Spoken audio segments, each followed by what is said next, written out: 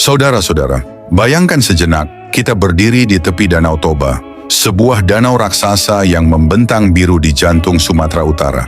Udara di sana sejuk, dikelilingi bukit-bukit hijau yang menjulang, dan di kejauhan tampak rumah-rumah adat Batak dengan atapnya yang melengkung seperti perahu terbalik. Rumah-rumah itu berdiri kokoh di atas tiang-tiang kayu besar, seakan menjaga rahasia leluhur yang sudah berusia ratusan tahun. Inilah Tanah Batak, tempat asal sebuah suku yang terkenal dengan marga-marganya, dengan musik gondang yang meriah, dan dengan tarian tortor yang selalu hadir di setiap upacara adat. Sekarang mari kita melompat jauh ke arah timur Nusantara. Kita mendarat di Tanah Toraja, Sulawesi Selatan. Di sini, pemandangan berbeda menyambut kita. Rumah-rumah adat Toraja yang disebut tongkonan berdiri megah dengan atapnya yang melengkung tinggi ke atas, menyerupai tanduk kerbau atau perahu yang siap berlayar. Di depan beberapa rumah berderet tanduk-tanduk kerbau yang ditancapkan pada tiang kayu sebagai simbol status sosial keluarga pemilik rumah. Inilah negeri yang terkenal dengan ritual kematiannya yang megah, dengan upacara rambu solo yang bisa berlangsung berhari-hari, bahkan berminggu-minggu. Sekilas, Batak dan Toraja tampak berbeda. Mereka dipisahkan ribuan kilometer lautan dan daratan. Mereka memiliki bahasa yang berbeda, adat yang berbeda, bahkan sejarah kontak yang jarang sekali terdengar. Tetapi, di balik perbedaan itu, tersimpan sebuah pertanyaan besar yang menarik untuk kita telusuri. Apakah ada hubungan antara Batak dan Toraja? Pertanyaan ini tidak hanya sekadar rasa ingin tahu. Ia membuka pintu bagi kita untuk memahami lebih dalam tentang siapa kita sebagai bangsa. Karena Batak dan Toraja hanyalah dua dari ratusan suku bangsa di Nusantara yang menyimpan jejak-jejak kebudayaan kuno. Jika kita bisa menemukan benang merah di antara keduanya, kita mungkin juga akan menemukan benang merah yang menghubungkan seluruh bangsa Austronesia, bangsa pelaut yang nenek moyangnya pernah berlayar ribuan tahun lalu dari Taiwan, Filipina, lalu menyebar ke seluruh kepulauan Indonesia hingga Pasifik. Dalam narasi panjang ini, kita akan menelusuri jejak hubungan Batak dan Toraja. Kita akan membandingkan rumah adat mereka, seni ukir, musik, tarian, hingga ritual kematian yang sama-sama dianggap sebagai puncak penghormatan pada leluhur. Kita juga akan melihat bagaimana keduanya, meski berkembang di tempat yang berbeda, tetap menyimpan pola-pola budaya yang mirip, seakan berasal dari akar yang sama. Bab pertama ini adalah pintu masuk. Seperti membuka sebuah peta besar, kita baru saja meletakkan jarum di dua titik, Sumatera Utara dan Tanah Toraja. Dua titik ini tampak berjauhan, tetapi mungkin saja ada garis halus yang menghubungkan keduanya. Untuk memahami hubungan antara Batak dan Toraja, kita perlu mundur jauh ke belakang. Ribuan tahun silam, jauh sebelum nama Indonesia ada dalam peta, jauh sebelum kerajaan-kerajaan berdiri, bahkan sebelum bahasa-bahasa daerah kita terdengar seperti sekarang. Sejarah mencatat, nenek moyang sebagian besar penduduk Nusantara berasal dari sebuah rumpun besar yang disebut Austronesia. Kata Austronesia berasal dari bahasa Latin dan Yunani, berarti Kepulauan Selatan. Rumpun ini bukan hanya sekadar kelompok bahasa, tetapi juga mencakup tradisi, pola hidup, hingga cara pandang terhadap dunia. Para ahli linguistik dan arkeologi percaya, nenek moyang Austronesia berasal dari Taiwan sekitar 4.000 sampai 5.000 tahun yang lalu. Dari sana, mereka berlayar menggunakan perahu-perahu besar melewati Filipina, kemudian menyebar ke seluruh kepulauan Nusantara hingga ke Madagaskar di barat dan Kepulauan Hawaii, Selandia Baru, serta Pulau Paskah di timur. Penyebaran yang luar biasa ini membuktikan satu hal, bahwa nenek moyang kita adalah pelaut ulung. Sekarang mari kita kembali ke Batak. Rumah adat Batak yang atapnya melengkung seperti perahu terbalik, sering disebut-sebut sebagai simbol perahu. Begitu juga dengan rumah Toraja, tongkonan, yang atapnya menjulang menyerupai tanduk kerbau, tetapi juga sering dihubungkan dengan bentuk perahu. Dari sini, para antropolog membaca sebuah jejak. Kemungkinan besar rumah-rumah adat itu merupakan simbolisasi dari masa ketika leluhur mereka datang dengan perahu menyeberangi lautan luas. Tidak hanya arsitektur, tetapi juga sistem kekerabatan. Batak mengenal marga, yang menandakan garis keturunan patrilineal.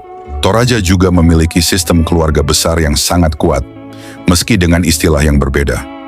Hal ini mirip dengan pola sosial banyak masyarakat Austronesia lainnya, di mana keluarga besar dan ikatan darah menjadi pusat kehidupan sosial. Kemudian mari kita lihat warna-warna sakral. Baik Batak maupun Toraja sama-sama menempatkan warna merah, hitam, dan putih sebagai warna utama dalam seni ukir mereka. Pada Batak, warna itu disebut sebagai bagian dari Gorga. Merah melambangkan kehidupan, hitam melambangkan kegelapan atau kematian, dan putih melambangkan kesucian. Sementara di Toraja, warna-warna itu punya makna yang mirip, ditambah dengan kuning yang melambangkan keagungan atau ilahi. Apakah ini kebetulan? Tentu saja tidak. Ini adalah pola yang berulang di banyak masyarakat Austronesia, dari Filipina, Maluku, hingga Pasifik. Jejak lain yang memperkuat hubungan ini adalah ritual kematian. Di Batak, ada Mangokal Holi, yaitu tradisi menggali kembali tulang leluhur dan memindahkannya ke tempat baru. Upacara ini tidak hanya sekadar penghormatan, tetapi juga penguatan ikatan marga. Di Toraja, ada Rambu Solo, upacara pemakaman besar-besaran yang bahkan bisa memakan waktu berbulan-bulan untuk dipersiapkan. Sama-sama meyakini bahwa kematian bukanlah akhir, melainkan perjalanan menuju dunia leluhur. Dari kesamaan-kesamaan ini, para ahli berkesimpulan bahwa meski Batak dan Toraja berkembang di wilayah yang sangat jauh, mereka menyimpan DNA budaya yang sama, seperti dua cabang dari satu pohon yang tumbuh ke arah berbeda, tetapi akarnya tetap satu, Austronesia. Maka ketika kita membicarakan hubungan Batak dan Toraja, kita tidak sedang mencari hubungan darah langsung antara keduanya, melainkan mencari pola-pola warisan leluhur yang sama. Pola yang membentuk cara mereka membangun rumah, cara mereka mengukir kayu, cara mereka mengadakan ritual, hingga cara mereka memandang dunia. Dan disinilah menariknya, dari satu akar yang sama, tumbuh berbagai bentuk budaya yang berbeda, tetapi tetap menyimpan jejak kesamaan. Batak dan Toraja hanyalah contoh. Jika kita meneliti lebih jauh, kita bisa menemukan jejak yang sama di Bali, Dayak, Minahasa, bahkan hingga ke Samoa dan Hawaii. Bab ini mengantar kita pada kesadaran penting. Batak dan Toraja adalah bagian dari satu kisah besar, kisah Austronesia. Kisah pelayaran, kisah perpindahan, kisah tentang bagaimana manusia membangun peradaban di pulau-pulau yang terpisah lautan. Dalam bab berikutnya, kita akan masuk lebih dalam membandingkan rumah adat Batak dan Toraja. Kita akan melihat bagaimana simbol perahu itu diwujudkan dalam bentuk arsitektur dan bagaimana rumah adat tidak sekadar bangunan, melainkan lambang kosmos dan persatuan keluarga. Rumah bukan hanya tempat bernaung. Bagi banyak masyarakat tradisional, rumah adalah pusat kehidupan, tempat di mana seluruh nilai, adat, dan kosmologi diwujudkan. Hal ini sangat nyata dalam kehidupan masyarakat Batak dan Toraja.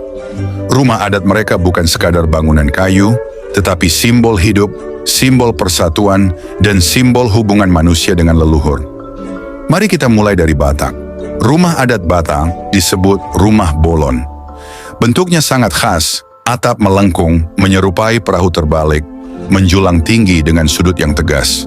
Dindingnya miring ke dalam, dan seluruh bangunannya berdiri di atas tiang-tiang kayu besar yang kokoh. Di bagian luar, sering terlihat ukiran gorga, pola hias berwarna merah, hitam, dan putih, yang tidak hanya indah, tetapi juga syarat makna simbolis.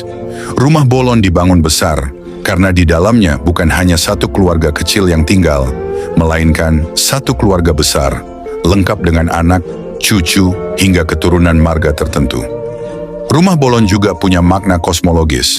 Bagian atap melambangkan dunia atas, tempat para dewa atau roh leluhur bersemayam. Bagian tengah rumah adalah dunia manusia, tempat kehidupan sehari-hari berlangsung. Sementara bagian bawah rumah, ruang kosong di bawah panggung, melambangkan dunia bawah, dunia roh-roh yang lebih gelap. Dengan demikian, setiap kali orang Batak masuk ke dalam rumahnya, mereka seakan-akan hidup di dalam miniatur alam semesta. Dunia atas, dunia tengah, dan dunia bawah. Sekarang mari kita bergeser ke Toraja. Rumah adat Toraja disebut tongkonan. Dari kejauhan, tongkonan tampak sangat mencolok. Atapnya melengkung tinggi di kedua ujung, menyerupai perahu atau tanduk kerbau. Bentuknya monumental, seakan menantang langit. Dindingnya dipenuhi ukiran kayu berwarna merah, hitam, putih, dan kuning, dengan pola-pola geometris yang dikenal sebagai pasura atau tulisan. Setiap ukiran bukan hiasan semata, melainkan bahasa simbol yang menceritakan tentang status, sejarah keluarga, dan nilai spiritual. Tongkonan juga punya fungsi sosial yang jauh lebih luas daripada sekadar tempat tinggal. Ia adalah pusat kehidupan adat. Semua musyawarah keluarga besar dilakukan di sana, semua upacara adat dimulai dari sana, dan tongkonan menjadi penanda bahwa satu keluarga memiliki tempat dalam struktur sosial Toraja. Bahkan, jumlah tanduk kerbau yang ditancapkan di depan tongkonan menjadi penanda status sosial pemiliknya. Semakin banyak tanduk, semakin tinggi kehormatan keluarga itu, karena tanduk kerbau hanya bisa didapatkan melalui upacara adat besar seperti Rambu Solo. Sama seperti rumah bolon, tongkonan juga mengandung makna kosmologis. Atap yang melengkung ke atas melambangkan hubungan manusia dengan langit dan dewa. Lantai tempat manusia beraktivitas adalah dunia tengah, tempat kehidupan berlangsung. Sementara ruang bawah rumah yang digunakan untuk memelihara hewan atau menyimpan barang adalah dunia bawah. Dengan kata lain, tongkonan pun merupakan miniatur alam semesta. Jika kita bandingkan, ada persamaan yang menarik. Keduanya sama-sama rumah panggung, sama-sama memiliki atap melengkung seperti perahu, sama-sama dihiasi ukiran penuh makna, dan sama-sama dianggap sebagai simbol kosmos. Perbedaan utamanya terletak pada ekspresi. Batak menekankan kekokohan, garis-garis tegas, dan warna 3 serangkai, merah, hitam, putih. Toraja menekankan keanggunan, lengkungan megah, dan warna 4 serangkai, merah, hitam, putih, kuning. Tetapi di balik perbedaan itu, kita melihat pola besar yang sama. Rumah adat sebagai lambang kosmos, sebagai simbol persatuan keluarga, dan sebagai warisan leluhur yang harus dijaga. Inilah jejak Austronesia yang sama-sama mereka warisi, meskipun berkembang dalam bentuk yang berbeda. Rumah bagi Batak dan Toraja bukan sekadar tempat berteduh. Ia adalah identitas. Ia adalah bukti bahwa keluarga itu ada, bahwa leluhur mereka masih dihormati, dan bahwa mereka masih memegang teguh tradisi. Maka tidak heran ketika rumah adat dibicarakan, selalu ada kebanggaan tersendiri. Orang Batak akan menunjuk rumah bolon sebagai simbol kebesaran marganya, sementara orang Toraja akan menunjuk tongkonan sebagai simbol kehormatan keluarganya. Keduanya berbeda, tetapi ruh yang melandasinya sama. Rumah adalah perahu kehidupan. Dan setelah memahami rumah adat, kita akan semakin mudah memahami seni ukir dan warna yang menghiasi rumah-rumah itu. Karena setiap goresan dan setiap warna bukan sekadar hiasan, melainkan pesan leluhur. Inilah yang akan kita bahas dalam bab berikutnya, seni ukir dan warna Batak serta Toraja. Ketika kita berdiri di depan rumah adat Batak atau Toraja, hal pertama yang akan menarik perhatian kita bukan hanya bentuk atapnya yang khas, tetapi juga ukiran-ukiran yang menghiasi dinding kayu. Pola-pola itu tampak seperti hiasan, tetapi sejatinya adalah bahasa simbol. Sebuah pesan yang diwariskan dari generasi ke generasi. Mari kita mulai dari Batak. Pada rumah adat Batak, terdapat ukiran yang disebut gorga. Gorga biasanya dibuat dengan 3 warna utama, merah, hitam, dan putih. Setiap warna memiliki makna. Merah melambangkan kehidupan dan semangat, hitam melambangkan kegelapan, kekuatan, dan misteri, sementara putih melambangkan kesucian dan harapan. Kombinasi warna ini mencerminkan pandangan hidup orang Batak tentang keseimbangan. Hidup tidak hanya berisi terang, tetapi juga gelap, dan keduanya harus dijalani dengan kesucian hati. Motif gorga pun beragam. Ada motif cicak yang dipercaya sebagai hewan yang bisa hidup di mana saja, dan melambangkan kemampuan orang Batak untuk bertahan di berbagai tempat. Ada motif naga atau ular besar, simbol kekuatan sekaligus penjaga dari roh jahat. Ada juga motif tumbuhan merambat, melambangkan kehidupan yang terus tumbuh dan berkembang. Dengan demikian, gorga bukan sekadar hiasan, tetapi cermin dari filosofi hidup orang Batak. Sekarang mari kita bergeser ke Toraja. Di sana, Ukiran kayu dikenal dengan nama pasura, yang secara harfiah berarti tulisan. Disebut tulisan karena setiap ukiran dianggap sebagai pesan, bukan sekadar ornamen. Pasura dibuat dengan 4 warna utama: merah, hitam, putih, dan kuning. Merah melambangkan kehidupan dan keberanian, hitam melambangkan kematian atau dunia kegelapan, putih melambangkan kesucian dan kemurnian, sementara kuning melambangkan keagungan, kekuasaan, dan hal-hal ilahi. Motif pasura juga syarat makna. Ada motif kerbau, hewan yang sangat penting dalam tradisi Toraja, melambangkan kekuatan dan kekayaan. Ada motif ayam jantan, simbol kewaspadaan dan semangat hidup. Ada motif matahari yang melambangkan pusat kehidupan dan hubungan dengan Puang Matua, Tuhan Yang Maha Esa dalam kepercayaan Toraja. Semua ukiran ini dipahat dengan penuh ketelitian, bukan hanya untuk memperindah rumah, tetapi juga untuk menjaga agar nilai-nilai leluhur selalu hadir di dalam kehidupan sehari-hari. Kalau kita perhatikan, Batak dan Toraja sama-sama menempatkan warna merah, hitam, dan putih sebagai warna inti dalam seni ukir mereka. Perbedaan terletak pada Toraja yang menambahkan kuning sebagai simbol kemuliaan. Ini bukan kebetulan. Pola warna serupa juga kita temukan pada masyarakat Dayak di Kalimantan, suku-suku di Maluku, hingga masyarakat Kepulauan Pasifik. Ini adalah jejak warisan Austronesia, di mana warna-warna tertentu dipilih untuk menggambarkan kosmologi, hidup, mati, suci, dan agung.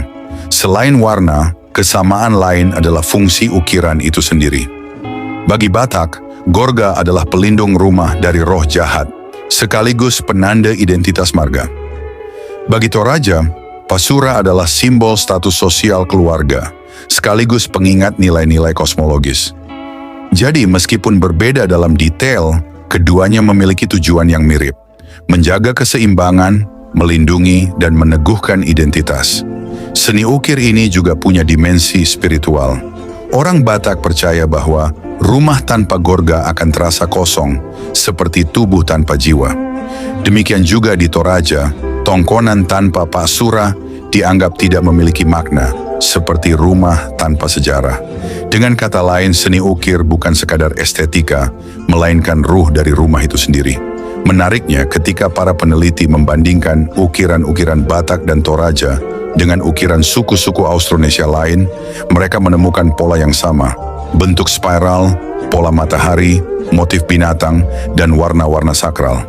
Seakan-akan semua ini adalah potongan-potongan dari satu bahasa simbol kuno yang diwariskan ribuan tahun lalu diterjemahkan kembali ke dalam gaya masing-masing suku. Maka, jika kita melihat ukiran Gorga di Batak dan ukiran pasura di Toraja, kita sebenarnya sedang membaca tulisan-tulisan leluhur yang sama, meskipun dengan dialek berbeda. Seperti dua kitab dari tradisi yang sama, keduanya berbicara tentang hal-hal besar: kehidupan, kematian, kosmos, dan leluhur. Setelah memahami seni ukir dan warna, kita akan melihat bahwa nilai-nilai itu juga tercermin dalam musik dan tarian ritual. Karena musik dan tarian, sama seperti ukiran, bukan sekadar hiburan, tetapi doa yang bergerak, doa yang berbunyi, dan itu akan kita bahas dalam bab berikutnya. Bayangkan suasana sebuah upacara adat Batak di tepi Danau Toba. Para penabuh gondang berdiri berjajar dengan alat musik tradisional mereka. Gondang sabangunan, seperangkat gendang, ogung atau gong besar, sulim, seruling bambu, serta hasapi, semacam kecapi Batak. Irama gondang terdengar berulang, mengalun dari pelan hingga semakin cepat, mengisi udara dengan energi magis. Lalu para penari tortor mulai bergerak. Mereka tidak menari dengan gerakan bebas, melainkan dengan gerakan tangan yang teratur, mengangkat tangan ke atas, lalu melambaikan dengan penuh khidmat. Tortor bukan sekadar tari, ia adalah doa. Ia adalah cara berkomunikasi dengan leluhur, menyampaikan rasa syukur, meminta restu, atau bahkan memohon perlindungan. Kini mari kita beralih ke Toraja. Di tanah tinggi Sulawesi Selatan, dalam upacara kematian Rambu Solo, terdengar tabuhan gendang dan suara suling Toraja yang khas. Musik itu mengiringi tarian Mak Badong, sebuah tarian berbentuk lingkaran besar. Para penari, biasanya pria, saling berpegangan tangan, bergerak dengan langkah perlahan sambil melantunkan nyanyian duka. Lagu-lagu itu adalah syair panjang, menceritakan kisah hidup almarhum, perjalanan arwah menuju alam baka, dan doa bagi keluarga yang ditinggalkan. Sama seperti tortor di Batak, Mak Badong di Toraja bukan hiburan, melainkan ritus suci. Jika kita bandingkan lebih dekat, ada beberapa kesamaan menarik. Pertama, baik Batak maupun Toraja sama-sama menggunakan musik dan tarian sebagai media komunikasi dengan roh leluhur. Musik bukan sekadar irama, melainkan bahasa spiritual. Tabuhan gondang di Batak dianggap mampu memanggil roh nenek moyang untuk hadir dalam upacara. Begitu pula di Toraja, tabuhan gendang dan nyanyian Mak Badong diyakini membuka jalan bagi roh untuk mencapai dunia arwah.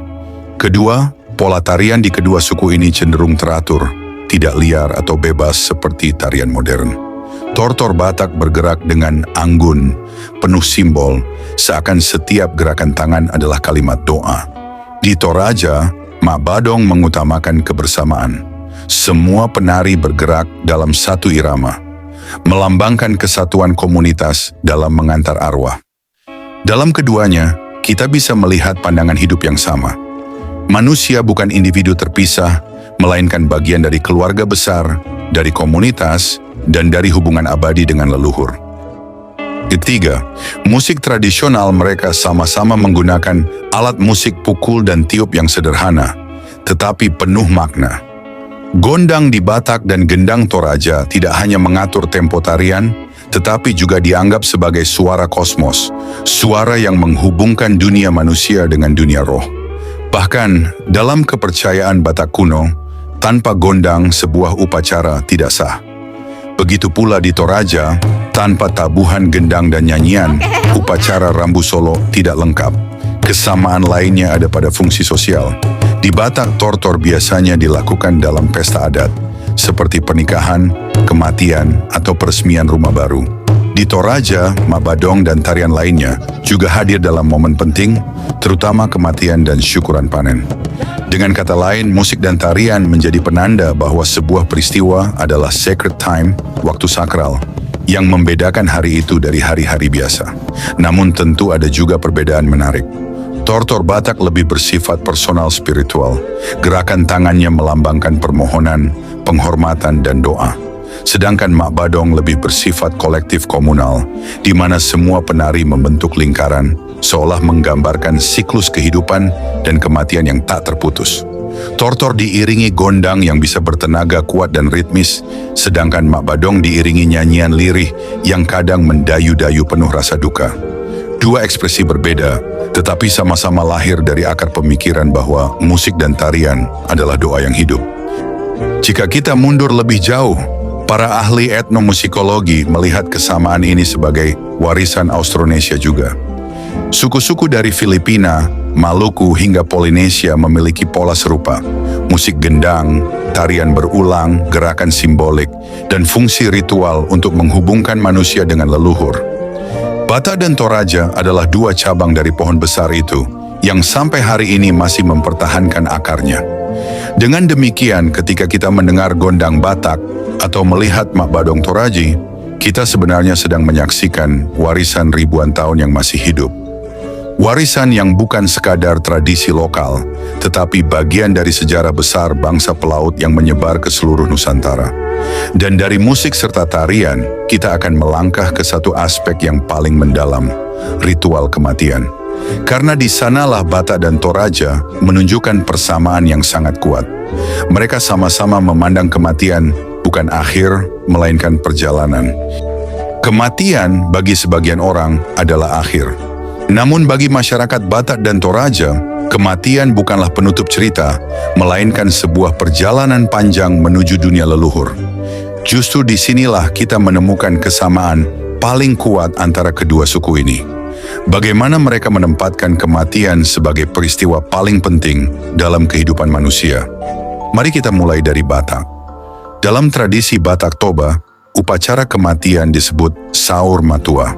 Saur Matua adalah puncak kehormatan bagi seseorang yang meninggal dalam keadaan sudah tua, memiliki anak cucu, dan dianggap lengkap dalam menjalani kehidupan. Kematian pada tahap ini bukanlah kesedihan semata, melainkan perayaan, karena orang yang wafat telah menunaikan semua kewajiban hidupnya, dan kini siap bergabung dengan para leluhur di alam baka.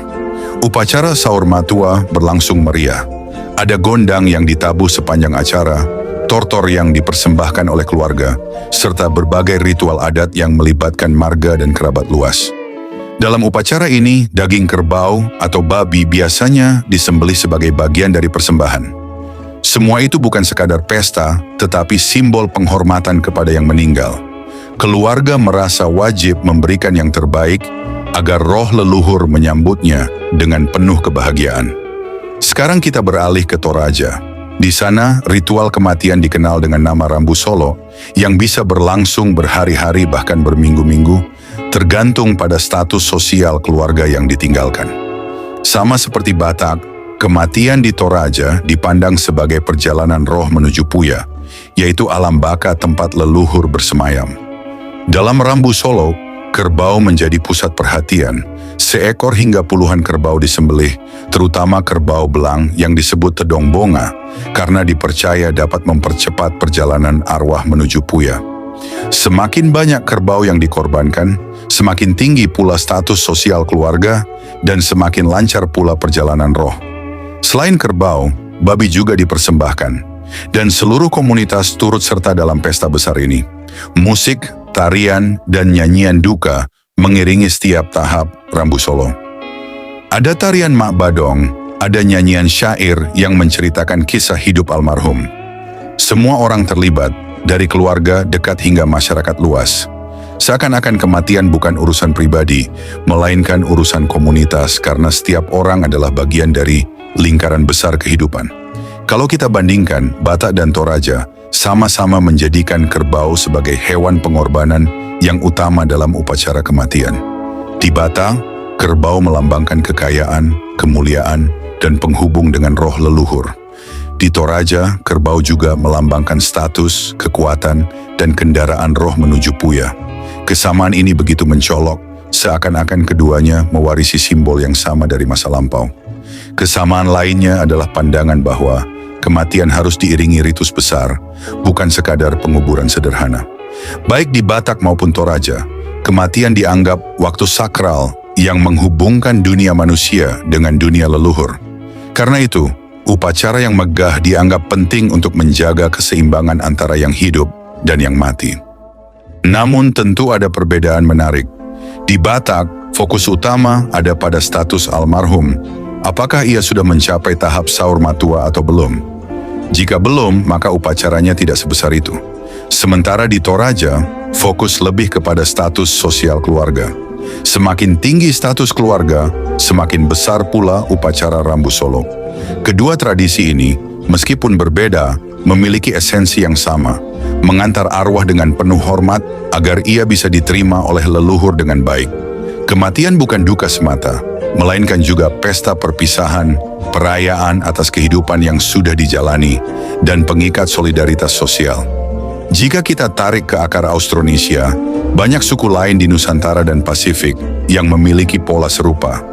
Upacara kematian yang besar, penggunaan hewan korban, serta keyakinan bahwa roh akan melanjutkan perjalanan ke alam leluhur. Ini menunjukkan bahwa Batak dan Toraja hanyalah dua wajah dari tradisi yang jauh lebih tua. Tradisi yang telah hidup ribuan tahun lamanya. Maka ketika kita menyaksikan Saur Matua di Batak atau Rambu Solo di Toraja, kita sebenarnya sedang melihat cermin masa lalu. Cermin yang memperlihatkan bagaimana nenek moyang kita memandang kehidupan dan kematian, bukan sebagai lawan, tetapi sebagai dua sisi dari perjalanan yang sama.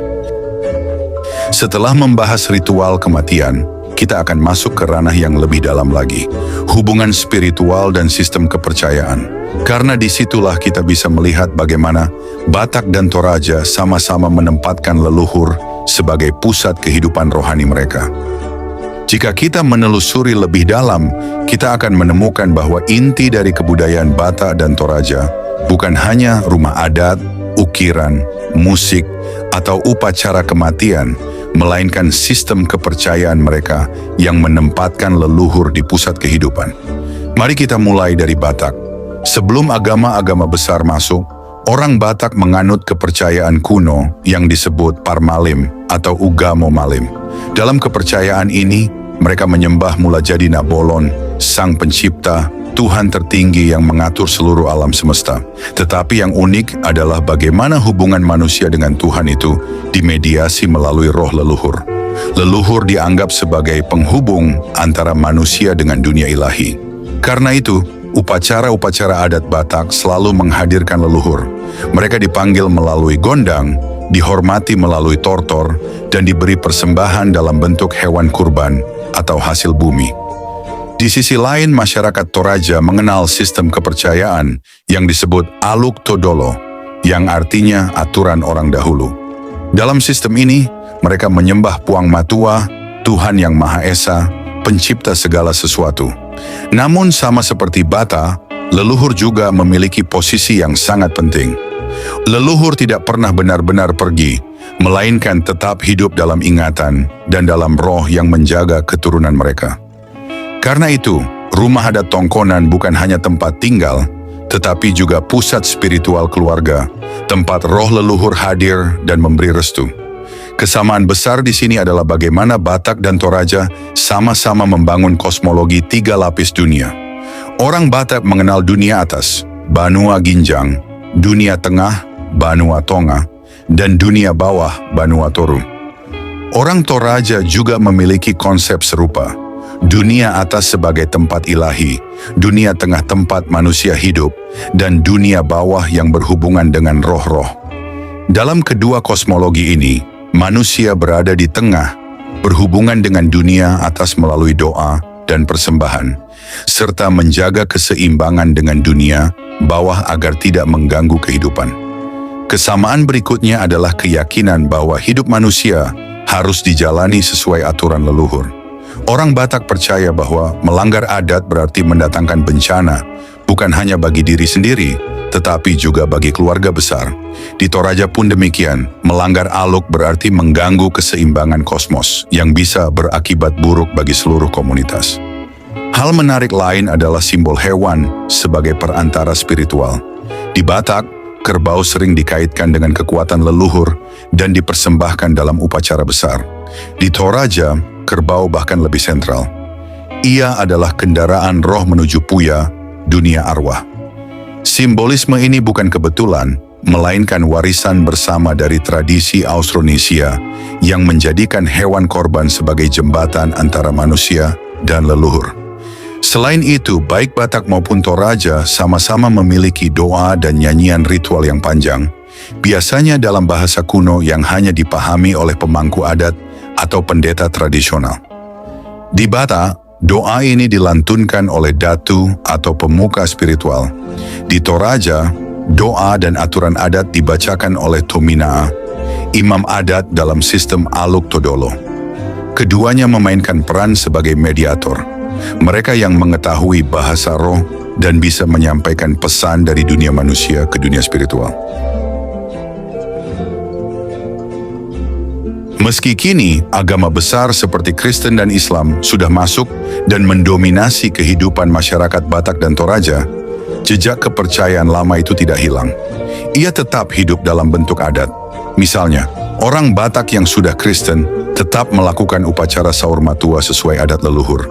Orang Toraja yang beragama Kristen pun masih melaksanakan Rambu Solo, meski diiringi doa gereja. Adat dan agama hidup berdampingan, saling melengkapi, menunjukkan bahwa kepercayaan leluhur masih menjadi fondasi kuat identitas mereka. Jadi jika kita lihat secara keseluruhan, Batak dan Toraja sama-sama memiliki spiritualitas yang berpijak pada leluhur, kosmos 3 lapis, dan hukum adat sebagai penjaga keseimbangan. Perbedaan ada pada istilah, nama Tuhan, dan detail ritual, tetapi pola pikirnya nyaris serupa. Saudara-saudara yang budiman, perjalanan kita dari Danau Toba hingga ke Pegunungan Toraja memperlihatkan betapa kaya dan dalamnya kebudayaan Nusantara. 2 suku yang tampak jauh berbeda, Batak di Sumatera Utara, dan Toraja di Sulawesi Selatan, ternyata menyimpan benang merah yang begitu kuat. Benang merah itu tidak hanya terlihat pada rumah adat mereka yang sama-sama berbentuk panggung, dengan atap melengkung seperti perahu. Bukan hanya pada ukiran penuh warna yang syarat simbol, bukan hanya pada musik dan tarian ritual yang menghubungkan manusia dengan leluhur, bahkan bukan hanya pada upacara kematian yang megah sebagai penghormatan terakhir. Lebih dari itu, persamaan mereka hadir dalam cara pandang terhadap kehidupan dan kematian, terhadap leluhur dan terhadap komunitas.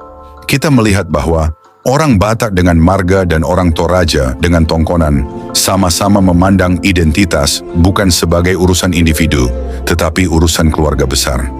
Kita menyaksikan bahwa keduanya menempatkan leluhur bukan sebagai masa lalu yang dilupakan, melainkan sebagai bagian dari kehidupan sehari-hari. Dan kita menyadari bahwa bagi mereka, kematian bukanlah akhir, melainkan perjalanan menuju rumah sejati, dunia leluhur. Semua ini membawa kita pada kesimpulan bahwa Batak dan Toraja bukanlah dua budaya yang terpisah tanpa hubungan. Mereka adalah dua cabang dari pohon besar peradaban Austronesia. Sebuah peradaban pelaut yang ribuan tahun lalu menyebar dari satu asal-usul, menanamkan nilai-nilai yang kemudian tumbuh berbeda sesuai tanah tempat mereka berlabuh. Namun akar itu masih sama dan hingga kini masih bisa kita rasakan dalam seni, tradisi, dan kepercayaan mereka.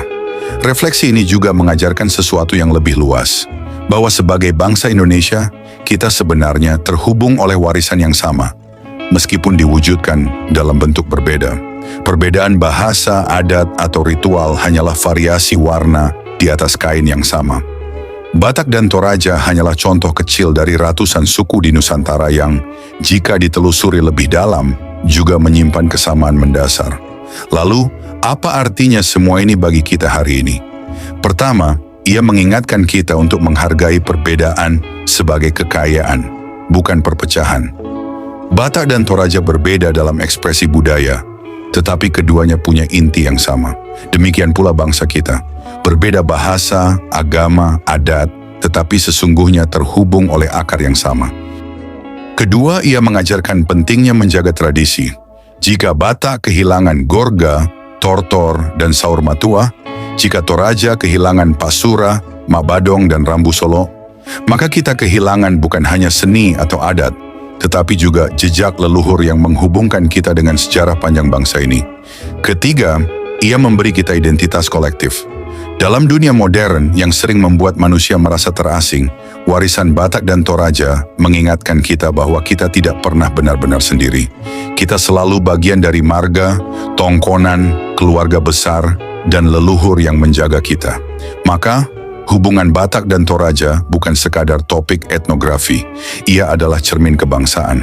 Melihat keduanya, kita melihat siapa kita, bangsa yang besar, kaya, dan berakar pada warisan Austronesia yang menyatukan. Mari kita bayangkan kembali, di Danau Toba, suara gondang masih berdentum, tortor masih ditarikan dengan penuh khidmat. Di pegunungan Toraja, Rambu Solo masih digelar, kerbau masih dikurbankan, dan Mak Badong masih dilantunkan. Dua tradisi ini, meskipun berbeda tempat, seakan menyanyikan lagu yang sama. Lagu tentang leluhur, tentang kehidupan, dan tentang perjalanan menuju dunia baka. Dan disitulah makna sesungguhnya dari hubungan Batak dan Toraja. Bahwa di balik segala perbedaan, keduanya mengingatkan kita pada satu hal penting. Kita semua berasal dari akar yang sama, dan pada akhirnya akan kembali ke rumah leluhur yang sama pula. Mohon maaf segala kekurangan dalam narasi dan tayangan ini. Terima kasih. Salam persaudaraan.